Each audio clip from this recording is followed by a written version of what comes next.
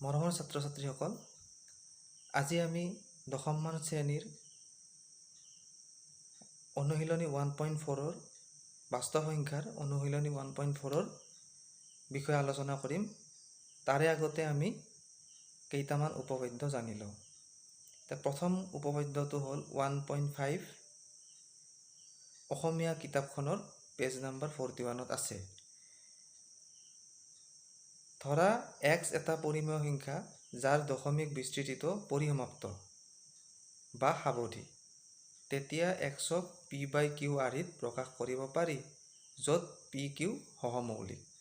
তদুপৰি qৰ মৌলিক উৎপাদকীকৰণ 2n 5m আৰ্হিৰ, য'ত nmবোৰ অবিয়োগাত্মক সংখ্যা।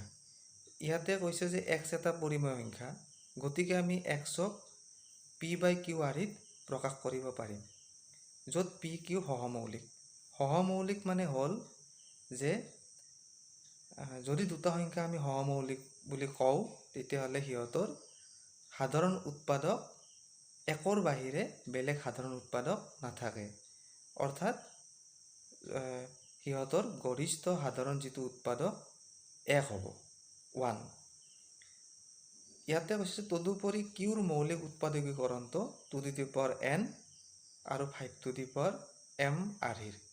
তাৰমানে আমাৰ q যিটো সংখ্যা হ'ব, q সংখ্যাটোৰ যদি আমি উৎপাদকীকৰণ কৰোঁ, মৌলিক উৎপাদকীকৰণ, তেতিয়াহ'লে আমি 2n আৰু 5m আৰ্হিত প্ৰকাশ কৰিব পাৰিম, য'ত n আৰু m অবিয়োগাত্মক। তাৰমানে n আৰু m কি হ'ব? বিয়োগাত্মক নহয়। তাৰ অৰ্থটো হ'ল 0ৰ পৰা আৰম্ভ কৰি 0, 1, 2, 3 এনেকুৱা হ'ব। এতিয়া আমি এটা উদাহৰণ লৈছোঁ। x এটা পৰিমেয় সংখ্যা 0.375। এতিয়া এই 0.375ক আমি p/q আৰ্হিত প্ৰকাশ কৰিলোঁ 375/1000। এইটো আমি 375/1000 হিচাপত প্ৰকাশ কৰিব পাৰিম। আকৌ 1000ক আমি 10³ হিচাপত প্ৰকাশ কৰিলোঁ আৰু ওপৰত 375টো থাকিল। 10³ আমি কি হিচাপত প্ৰকাশ কৰিব পাৰিম? 2³ × 5³ 2³ × 5³ আৰ্হিত প্ৰকাশ কৰিব পাৰিম আৰু ওপৰত 375 থাকিল। এতিয়া 375ক আমি কি কৰিম? আকৌ উৎপাদকীকৰণ কৰিলোঁ 3 × 5³। এতিয়া কথাটো হ'ল কি, আমি তলৰ 5³ আৰু ওপৰৰ 5³ কটাকটি যাব, আমি পাম 3/2³। 3/2³ যে পাম, অৰ্থাৎ আমি কি ক'ব পাৰোঁ যে এই যিটো q ভেলুটো, qৰ মানটো আমি 2n আৰু 5m হিচাপত প্ৰকাশ কৰিব পাৰিম, য'ত কি হ'ব? 2³ মানে হ'ল 2n। nৰ ভেলুটো কিমান? nৰ ভেলুটো হ'ব 3। আৰু যিহেতু ইয়াতে 5টো কটাকটি যাব, 5টো নাথাকে, 5ৰ ভেলু নাথাকিলে আমি কি ক'ব পাৰিম? mৰ ভেলুটো 0। 5⁻0 মানে হ'ল 1। কাৰণ আমি ইয়াতে অবিয়োগাত্মক বুলি কৈছে নহয়, অবিয়োগাত্মক বুলি কোৱা কাৰণে আমি 0 হ'ব পাৰে ভেলুটো। এতিয়া আহোঁ আমি উপপাদ্য 1.6। এইটো অসমীয়া গণিতৰ কিতাপখনত পেজ নম্বৰ 42ত আছে। এতিয়া ধৰা x = p/q এটা পৰিমেয় সংখ্যা, যাতে nm অবিয়োগাত্মক সংখ্যাৰ ক্ষেত্ৰত q হৰটোৰ মৌলিক উৎপাদকীকৰণ 2n আৰু n × 5m আৰ্হিৰ। তেন্তে xৰ এটা সাৱধি দশমিক বিস্তৃতি আছে। এতিয়া কথাটো হ'ল কি, x এটা পৰিমেয় সংখ্যা বুলি ধৰিছে p/q আৰ্হিৰ, গতিকে উদাহৰণ আমি 3/8টো ল'লোঁ। এতিয়া 3/8ক আমি কি কৰিলোঁ? 3/2³। 8ৰ মানটো আমি 2³ হিচাপত প্ৰকাশ কৰিলোঁ। এতিয়া কথাটো হ'ল কি, আমি ইয়াতে qৰ মানটো যে আছে, qৰ মানটো হ'ল কি, মৌলিক উৎপাদকীকৰণ যেতিয়া কৰোঁ, তেতিয়াহ'লে আমি 2n আৰু 5m হিচাপত প্ৰকাশ কৰিব পাৰিম। কাৰণটো কি?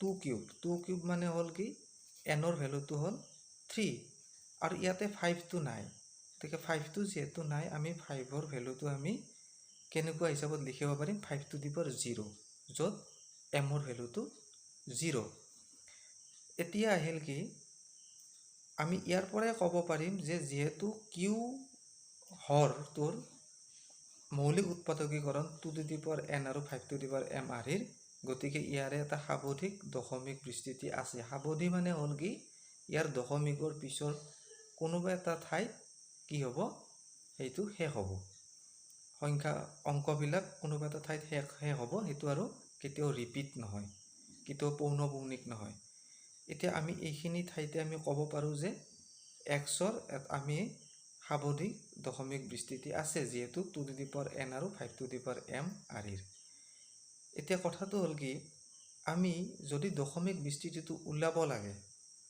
আমি প্ৰমাণ কৰিব লাগে যে সঁচাকৈ সাৱধি হয়নে নহয় তেতিয়াহ'লে আমি কি কৰিম আকৌ আগবাঢ়ি গৈ পেলাই 2 কিউব ইনটু 5 কিউব যেহেতু 2ৰ ওপৰত কিউব আছে গতিকে আমি 5ৰ ওপৰতো কিউব দি পেলাই 5 কিউবটো তলত হৰত আমি পূৰণ দিম আকৌ যেহেতু তলত 5 কিউবটো দিছোঁ সেইকাৰণে আমি কি কৰিম সমান যেহেতু আমি সমান লিখিছোঁ এইটোৰ সমান হ'ব লাগিলে ওপৰতো 5 কিউবটো আমি দিব লাগিব পূৰণ কৰিব লাগিব গতিকে 3 into 5 cube 2 cube into 5 cube equal 375 এইখিনি পূৰণ কৰিলে আমি 375 পাম আৰু এইখিনি পূৰণ কৰিলে আমি 10 কিউব পাম অৰ্থাৎ আমি কি লিখিব পাৰিম 0.375 এইটো হ'ল সাৱধি ইয়াতে 5ত শেষ হৈছে আৰু পিছত কোনো সংখ্যা ৰিপিট হোৱা নাই এতিয়া আমি নেক্সট উপপাদ্য এটা চাম সেইটো হ'ল উপপাদ্য 1.7 পেজ নাম্বাৰ 43 আছে অসমীয়া গণিতৰ কিতাপখনত ধৰা x equal to p by q এটা পৰিমেয় সংখ্যা যাতে কিউৰ মৌলিক উৎপাদকীকৰণটো 2 টু দি পাৱাৰ n আৰু 5 টু দি পাৱাৰ m আৰ্হিৰ নহয় অৰ্থাৎ কি আমি ইয়াৰে এই দুটা আমি উপপাদ্য যে পঢ়িলোঁ তাৰে ওলটাটো অৰ্থাৎ এইটো কৈছে যে 5 টু দি পাৱাৰ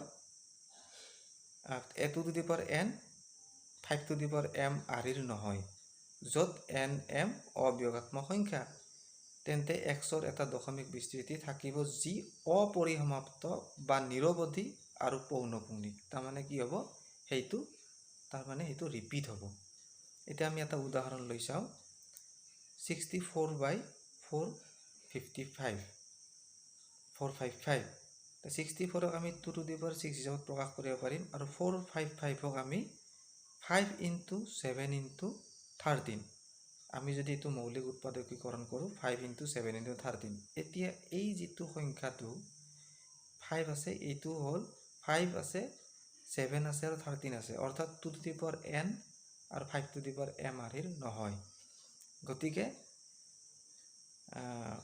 আমি ক'ব পাৰোঁ যে এইটো অপৰিসমাপ্ত আৰু নিৰৱধি আৰু পৌনঃপুনিক এতিয়া পেজ নাম্বাৰ 43 অসমীয়া গণিত কিতাপখনত দশমমান শ্ৰেণীৰ 1/7ৰ হৰণ অংকটো তোমালোকে চাবা তাতে 1/7টোও অপৰিসমাপ্ত বা নিৰৱধি আৰু পৌনঃপুনিক হ'ব 1/7ৰ হৰণ অংকটো কৰি দিয়া আছে সেইটো তোমালোকে চাবা এতিয়া আমি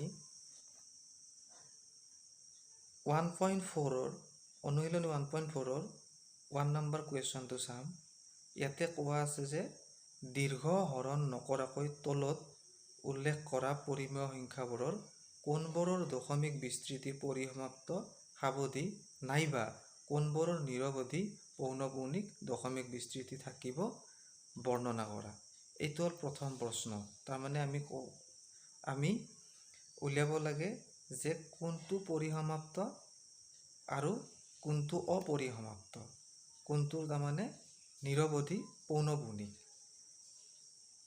গতিকে আমি পৰিসমাপ্তটো উলিয়াব লাগিব আৰু অপৰিসমাপ্তটোও আমি উলিয়াব লাগিব আমি ভাগ কৰিব লাগিব তাৰে লগতে আকৌ এটা কুৱেশ্যন আছে সেইটো হ'ল ইয়াতে আছে 2 নম্বৰ কুৱেশ্যনটো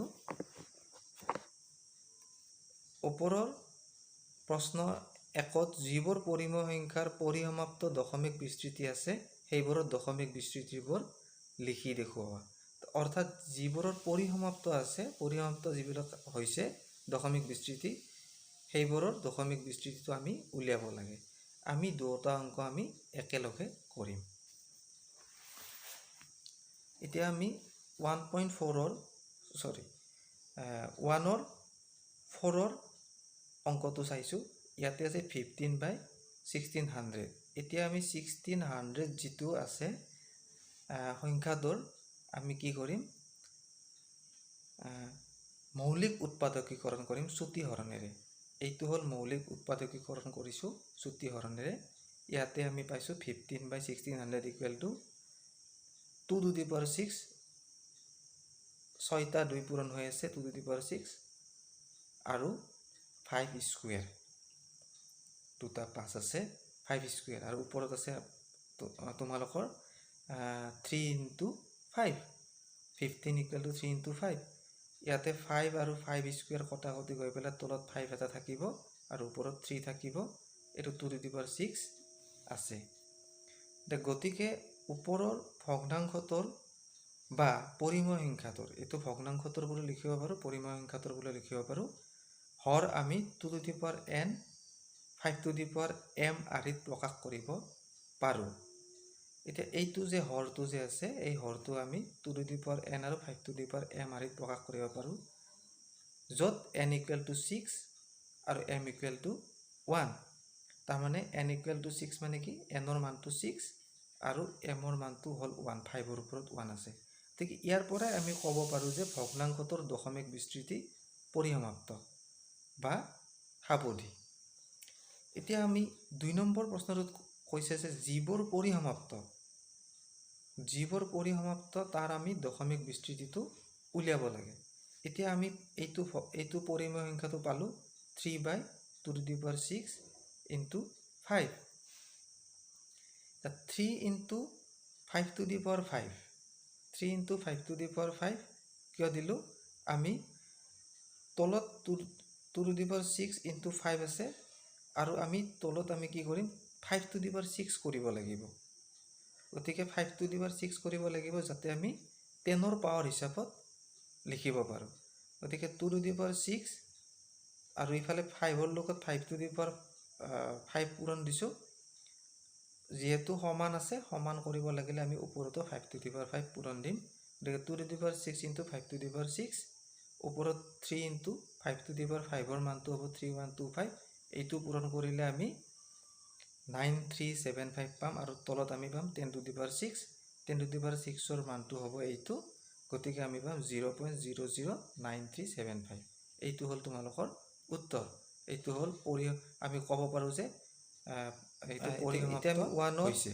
1টো চাম 133125। 3125ক আমি চুটি হৰণ পদ্ধতিৰে আমি কৰিলোঁ, উৎপাদক ওলালোঁ 5 to the power 5।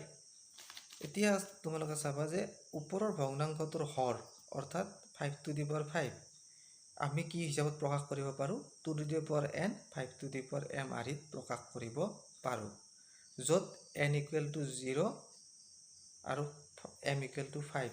তাৰমানে আমাৰ কি, যিহেতু 2 সংখ্যাটো নাই কাৰণে আমাৰ কি হ'ব 2 to the power n, nৰ মানটো 0, তাৰমানে 2 to the power 0 মানে হ'ল 1। গতিকে nৰ মানটো 0 আৰু mৰ মানটো 5। গতিকে ভগ্নাংশটোৰ দশমিক বিস্তৃতি পৰিসমাপ্ত। ইয়াতো আমি একেধৰণে আমি কি কৰিম 13/5 to the power 5 ইকুৱেল, ইয়াতো আমি 10ৰ ঘাত হিচাপত প্ৰকাশ কৰিব লাগিলে 2 to the power 5টো পূৰণ দিছোঁ, ওপৰতো 2 to the power 5 পূৰণ দিছোঁ। এইখিনি তোমালোকে কৰিলে পাবা 416 আৰু তলত 10 to the power 5 মানে হ'ল 1 লাখ। গতিকে আমি এনচাৰটো পাম 0.00416। এতিয়া আমি এই দুটা অংকলৈ আহোঁ, 5 নম্বৰ আৰু 9 নম্বৰ। এই দুটা অংক একে। 29/343 এইটো চুটি হৰণ পদ্ধতিৰে আমি উলিয়ালোঁ উৎপাদকীকৰণ 29/7³ 7 কিউবক আমি 2 টু দি পাৱাৰ n আৰু 5 টু দি পাৱাৰ m আদিত প্ৰকাশ কৰিব নোৱাৰোঁ। গতিকে এইটো কি হ'ব, দশমিক বিস্তৃতিটো নিৰৱধি পৌনঃপুণিক। আৰু ইয়াতে আমি দশমিক বিস্তৃতিটো উলিয়াব নালাগে, কাৰণ যাৰ দশমিক বিস্তৃতি সাৱধি পৰিসমাপ্ত তাৰে আমি উলিয়াইছোঁ। এতিয়া 10টোও তেনেকৈ 210ক যদি আমি উৎপাদকীকৰণ কৰোঁ, মৌলিক উৎপাদকীকৰণ, তেনেহ'লে আমি পাম 2537 আৰু ওপৰত আছে 77, 7 × 11। গতিকে 11/253, 7 কটাকটি যাব। গতিকে 253 আমি কি হ'ব, 2 টু দি পাৱাৰ n আৰু 5 টু দি পাৱাৰ m আদিত প্ৰকাশ কৰিব নোৱাৰোঁ। গতিকে এইটোও নিৰৱধি। 9 নম্বৰটো চাম, 35/50। 50ক আমি মৌলিক উৎপাদকীকৰণ কৰিছোঁ, 2 × 5 × 5। 35কো আমি 5 × 7 আকাৰে ভাঙিছোঁ। গতিকে 5 কটাকটি যাব, 7/2 × 5 হ'ব। ওপৰৰ ভগ্নাংশটো আমি 2 টু দি পাৱাৰ n আৰু 5 টু দি পাৱাৰ m আদিত প্ৰকাশ কৰিব পাৰোঁ। কিয়? 2 টু দি পাৱাৰ n মানে হ'ল nৰ ভেলুটো 1 আৰু 5 টু দি পাৱাৰ 1। গতিকে ভগ্নাংশটোৰ পৰিমেয় সংখ্যাটোৰ দশমিক বিস্তৃতি পৰিসমাপ্ত বা সাৱধি। গতিকে ইয়াতে যিহেতু পৰিসমাপ্ত বা সাৱধি হয়, তোমালোকে এইটোৰ উত্তৰটো কি হ'ব, সাৱধি হ'লে দশমিক বিস্তৃতিটো কি হ'ব, সেইটো তোমালোকে কৰিবা আৰু বাকী অংককেইটাও তোমালোকে কৰিবা। আজিলৈ ইমানখিনিয়ে, ধন্যবাদ।